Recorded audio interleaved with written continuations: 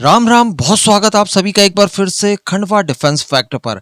आज की इस वीडियो में हम लोग बात करने जा रहे हैं इजराइल और भारत के संदर्भ में, और स्पेशली यहाँ पर सेंटर पॉइंट रहेगा भारत का आगामी सुदर्शन चक्र। ये एक ऐसा सिस्टम होगा जो कि भारत को दुश्मनों की किसी भी अटैक से बचाने में सक्षम होगा। इसे पूरे भारत में अलग अलग फेजेस में अलग अलग क्षमताओं वाले एयर डिफेंस के साथ लिंक किया जाएगा। इसके साथ ही ये एक पूरा का पूरा सिस्टम ऐसा बनेगा जो कि बैलिस्टिक मिसाइल से लेकर ड्रोन्स वगैरह, किसी प्रकार की कोई क्रूज मिसाइल्स वगैरह हो, इस तरह की किसी भी हमले से भारत की एक एक इंच की रक्षा करने में सक्षम होगा। तो चलिए जानते हैं इसमें इजराइल का क्या पॉइंट निकल कर आ रहा है। आप सभी से निवेदन रहेगा वीडियो को अंत तक देखते हुए चैनल को सब्सक्राइब जरूर कर दीजिएगा। और यार केवल 2 सेकंड्स का काम है, आप पहले वीडियो को लाइक कर दीजिए, बाद में आप भूल जाते हैं। तो देखिए, पास्ट में मुझे याद है लगभग 2 सालों पहले एक वीडियो में मैंने आपसे डिस्कस किया था। उस समय प्रोजेक्ट कुशा को लेकर कुछ खबरें निकल कर आई थी सामने। हम लोग उस समय इस प्रोजेक्ट को ERSAM या XRSAM के नाम से जानते थे, जिससे ये प्रदर्शित होता था कि भारत अब अपने एयर डिफेंस सिस्टम की रेंज एक्सटेंड करने जा रहा है और एक्सटेंडेड रेंज वाले एयर डिफेंस सिस्टम तैयार कर रहा है। बाद में इसे नाम दिया गया प्रोजेक्ट कुशा, जिसकी M1 मिसाइल का रिसेंटली DRDO के द्वारा सफलतापूर्वक परीक्षण भी कर लिया गया है। इसकी रेंज बताई जाती है लगभग 150 किलोमीटर। आने वाले समय में M2 होगी 250 किलोमीटर की, और बाद में M3 होगी जिसकी रेंज अप्रॉक्स 350 से लेकर 400 किलोमीटर के आसपास रहेगी, और ये एक सप्लीमेंट का काम करेगा इस 400 के। तो 2 साल पहले जब खबर निकल कर आई थी, उसमें ये डिस्कस किया गया था कि इजराइल के द्वारा इंटरेस्ट शो किया गया है हमारे इसी ERSAM या XRSAM प्रोग्राम में। वो चाहता है कि MRSAM की तरह ही इसमें भी इजराइल की कंपनियां जुड़े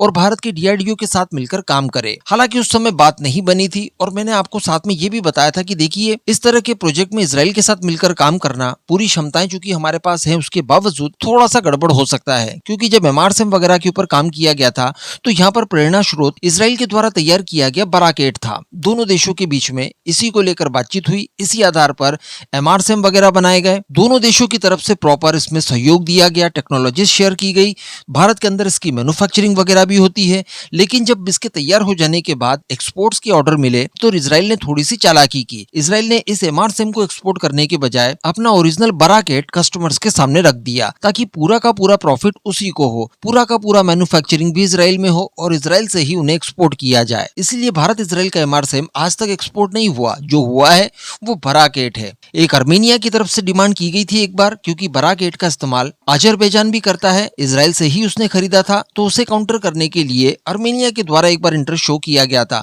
जो कि संभव शायद नहीं है उसे देना, क्योंकि इजराइल और अर्मेनिया के संबंध सही नहीं है, और ऑलरेडी इजराइल अजरबैजान को अपना बराकेट पकड़ा चुका है। लेकिन पिछले ही साल की बात है, जब प्राइम मिनिस्टर मोदी लाल किले के प्राचीर से 15 अगस्त के दिन इस बात की घोषणा करते हैं कि हम लोग सुदर्शन चक्र को तैयार करेंगे। वैसे तो सुदर्शन चक्र ओरिजिनली हम लोग देखें तो वो ऑफेंसिव वेपन है, भगवान श्री कृष्ण के पास था ऑफेंस के लिए, ना कि डिफेंस के लिए। लेकिन यहाँ पर हम लोगों ने सुदर्शन चक्र का नाम हमारे डिफेंसिव कैपेबिलिटी को दिया है, जिसके तहत हम लोग कई सारे लेयर्ड में एयर डिफेंस सिस्टम्स तैयार करेंगे, जिसमें वेरी शॉर्ट रेंज से लेकर लॉन्गर रेंज तक के होंगे। हमारे लेजर वेपन्स भी शामिल किए जाएंगे। इसके अलावा जो BMD के अलग अलग फेजेस हैं वो भी शामिल होंगे। इन सभी को साथ में इंटीग्रेट करके भारत के अलग अलग क्षेत्रों में डिप्लॉय किया जाएगा, और फिर किसी भी प्रकार के संकट के समय इनका इस्तेमाल किया जाएगा, ताकि भारत की जमीन पर किसी भी प्रकार के दुश्मन का अटैक न हो पाए। एग्जाम्पल के तौर पर आप रशिया में देखते हैं, कहीं पर भी अटैक हो जाता है उनकी बिल्डिंग्स वगैरह पर, रिफाइनरीज वगैरह पर, या फिर यूक्रेन को भी देख लीजिए, लगभग पूरा ही साफ हो चुका है। इसी प्रकार से ईरान में देख लीजिए, वो भी ऑलमोस्ट साफ होने की कगार पर आ चुका है।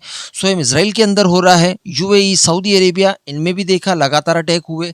तो ऐसे अटैक भारत के अंदर ना हो पाए, इसके लिए ये फुल प्रूफ व्यवस्था की जाएगी। तो अब बताया ये जा रहा है कि इजराइल के द्वारा भारत के इसी नेक्स्ट जनरेशन सुदर्शन चक्र प्रोग्राम से जुड़ने की एक पेशकश की गई है। जी हाँ, बताया जा रहा है कि इजराइल चाहता है कि भारत के इस next generation air defence system के प्रोग्राम से उसे जोड़ा जाए, जिसका उद्देश्य 2035 तक भारत के लगभग सभी क्षेत्रों में डिप्लॉयमेंट का रहा है हमारा। बताया ये जा रहा है कि इस प्रोग्राम में इजराइल भारत की काफी मदद कर सकता है, जिसमें आर्टिफिशियल इंटेलिजेंस ले लीजिए, जो इस प्रोजेक्ट के लिए अनिवार्य होगी। इसके अलावा सेंसर्स नेटवर्किंग है, ये भी प्रोवाइड करा सकता है। क्लाउड बेस्ड वॉरफेयर आर्किटेक्चर की बात की जाए तो इस क्षेत्र में भी इजराइल हमारी मदद कर सकता है। इसके अलावा रडार इंटीग्रेशन हो या फिर डाटा फ्यूजन वगैरह हो, इस तरह के बहुत ही ज्यादा महत्वपूर्ण और टेक्निकल कामों में इसराइल भारत का सहयोग कर सकता है। साथ ही बताया जा रहा है कि यहाँ पर भारत का उद्देश्य भी पुराने ट्रेडिशनल टारगेट्स के साथ साथ हाइपरसोनिक ग्लाइड व्हीकल को रोकना हो, मनवर्स करने वाली बैलिस्टिक मिसाइल को रोकना हो, स्टेल्थ फाइटर जेट वगैरह हो, क्रूज मिसाइल्स हो या फिर बड़े स्केल पर स्वार्म ड्रोन्स का अटैक वगैरह हो, इन सबको रोकने की भी व्यवस्था हमारे सुदर्शन चक्र से की जा सके, इसको लेकर भी ध्यान दिया जा रहा है। तो ऐसे सभी कामों में इसराइल अपना एक महत्वपूर्ण योगदान दे सकता है भारत को। वैसे बताया जा रहा है कि इन सभी कामों में जो जरूरी टेक्नोलॉजी की जरूरत होगी हमें, उन सभी को लेकर डीआरडीओ लगातार काम कर रहा है, लगातार सफलताएं भी मिल रही है। उन सभी का रिजल्ट हम लोगों ने ऑपरेशन सिंदूर में देख ही लिया। आगे जो जरूरी टेक्नोलॉजी होगी वो काफी नेक्स्ट लेवल की होगी, तो वो करने में भी भारत सक्षम है। लेकिन इसराइल ने यहाँ पर अपना ऑफर दिया है। हालांकि ये बताया जा रहा है कि फिलहाल औपचारिक रूप से भारत ने किसी प्रकार की कोई सहायता तो इसराइल से नहीं मांगी और न ही अभी इस बारे में स्वीकार किया गया है कि हाँ, इसराइल का प्रस्ताव हमें स्वीकार है और इसराइल को हम लोग इस प्रोग्राम में सम्मिलित करना चाहते हैं। इवन बताया ये भी जा रहा है कि यहाँ पर भारत की गवर्नमेंट ये चाहती है कि किसी अन्य देश की निर्भरता के बजाय भारत इसका मैक्सिमम स्वदेशीकरण ही करे, यानी इसे इंडिजिनस टेक्नोलॉजी के आधार पर ही तैयार किया जाए। वैसे भी हम देख पा रहे हैं कि इसराइल खुद इन चीजों में अब भारत की सहायता चाहता है अपने खुद के वेपन्स डेवलप करने के लिए। तो भला हम लोग हमारी निर्भरता इसराइल पर कैसे डालें? साथ ही ये बहुत ही ज्यादा सेंसिटिव सिस्टम हो सकता है, तो संभावनाएं काफी कम है कि यहाँ पर इसराइल को इसमें सम्मिलित किया जाए। लेकिन इसमें तो कोई दो मत नहीं है कि अगर हमें किसी प्रकार की कोई टेक्निकल सपोर्ट की आवश्यकता होगी तो वो हम इसराइल से ले सकते हैं और इसराइल कभी भी देने में से इनकार नहीं करेगा, चाहे वो पूरी तरह से इस प्रोजेक्ट के साथ जुड़े या फिर न जुड़े। इंडिविजुअली किसी एक टेक्नोलॉजी को लेकर भी हम इसराइल से सहायता ले सकते हैं। और मेरा भी यहाँ पर यही ओपिनियन होगा कि जहाँ पर अटक रहे हैं, जहाँ पर जरूरी है, वहाँ की चीजें ली जाए, पूरी तरह से उसे किसी प्रकार की पार्टनरशिप वगैरह ना दी जाए। इस मामले में भारत अपना स्वतंत्र रूप से इसे तैयार करे ताकि आज से लेकर भविष्य तक किसी भी प्रकार की कोई विदेशी निर्भरता इसके लिए हमें न रहे। इस पूरे मुद्दे पर आपका क्या मानना है? आपका क्या ओपिनियन है? क्या इसराइल को इसके साथ जोड़ना चाहिए या फिर स्वतंत्र रूप से ही तैयार करना चाहिए? कमेंट करके जरूर बताइएगा।